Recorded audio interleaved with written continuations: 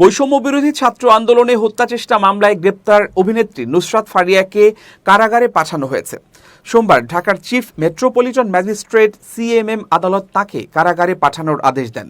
এই মামলার প্রসঙ্গে ঢাকা মহানগর দায়রা জজ আদালতের প্রধান public prosecutor PP Omar Faruqui কড়া ভাষায় নুসরাত ফারিয়ার ভূমিকা নিয়ে মন্তব্য করেছেন। তিনি বলেন, এই ফ্যাসিস্ট হাসিনার সঙ্গে যারা জড়িত ছিল এবং বৈষম্য বিরোধী ছাত্র আন্দোলনে হত্যার সঙ্গে যারা কাজ করেছে তারা জনগণের ভালোবাসাকে অপব্যবহার করে ফ্যাসিস্টের সঙ্গে হাত মিলিয়ে ফ্যাসিস্টকে সহযোগিতা করেছে।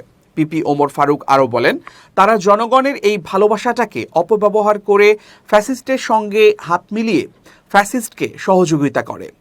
যেসব জনগণ তাদেরকে ভালোবেসেছিল তাদের বিরুদ্ধে তারা দাঁড়িয়েছে এবং তাদেরকে হত্যা করার জন্য, তাদেরকে ক্রসফায়ার দেওয়ার জন্য, তাদেরকে রাজনীতি বিচ্ছিন্ন করার জন্য, তাদেরকে পঙ্গু করার জন্য, তাদেরকে বাড়িঘর ছাড়া করার জন্য এবং এক কথায় দেশের মানুষের মৌলিক অধিকার হরণ করার জন্য তারা ফ্যাসিস্টকে সহযোগিতা করেছে। তিনি আরও বলেন, এজাহার করার পরেও আমাদের তদন্তকারী কর্মকর্তা তদন্তকালে তাদের বিভিন্ন ধরনের মোবাইল ডিভাইস, কথোপকথন, ফটো, স্ক্রিনশট এবং ফেসবুক কনভারসেশন সংগ্রহ করেছেন।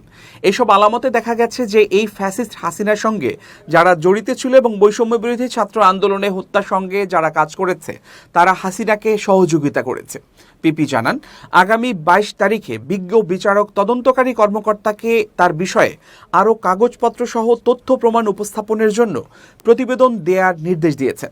এই মামলার পরবর্তী শুনানির দিন ধার্য করা হয়েছে আগামী 22 মে।